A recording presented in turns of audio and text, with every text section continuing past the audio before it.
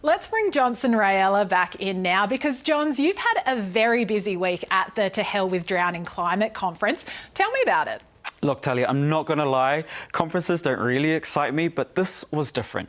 It was at the Australian National University in Ngunnawal country, where Pacific leaders, academics, artists, community champions, and of course, young people from all over the region came together to discuss not only climate change, but issues impacting the Pacific right now, and how they can put pressure on higher powers to impact change.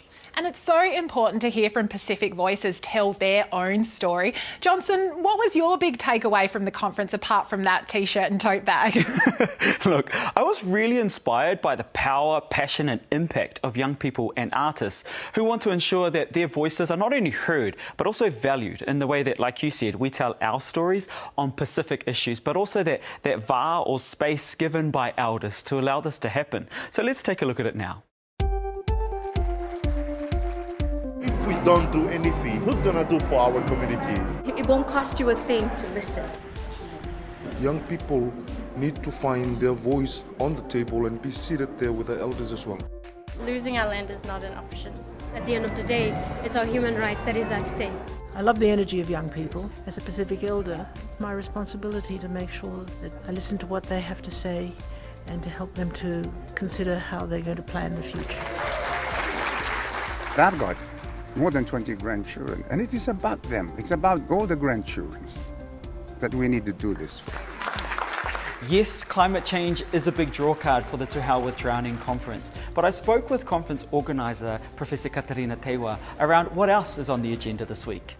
Characterising the whole Pacific as vulnerable and in deficit is not that inspiring, it's not that empowering, and it's not that accurate. So this is what the conference is about. Like, we are safeguarding what's important to us, and we're telling people that what we're doing in the region is important in its own right.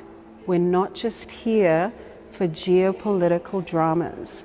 We're not just here for other countries to play out their geopolitical competition. That's not right and that's not fair. All right, let's go over the actions. Everyone bending your knees. A way I share and express my culture is through dance, and it's also bringing our lands to life. You know, our ancestors, they danced and used, reflected on all of the environment that was around them. So when we dance, we're paying homage and honouring our land and also the people that pass these gifts on to us. I begin to stroll towards the forest with my grandmother. The arts are our library. So if you don't have arts in Pacific Studies, or if you don't have arts in the social sciences and humanities, you're not actually doing it from a Pacific perspective. Hey, hey! Oh! Hey, hey! Oh!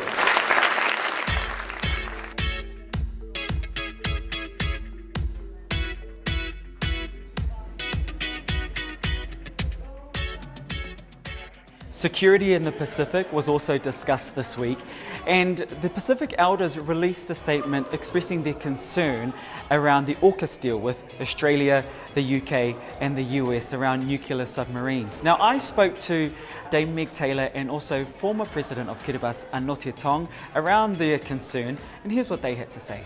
Pacific leaders were not engaged in any discussions around the Indo-Pacific strategy. And, we've been assured by Australia that these nuclear submarines, that they are not armed. The question for us in the Pacific should be, if you do arm, will you tell us or not?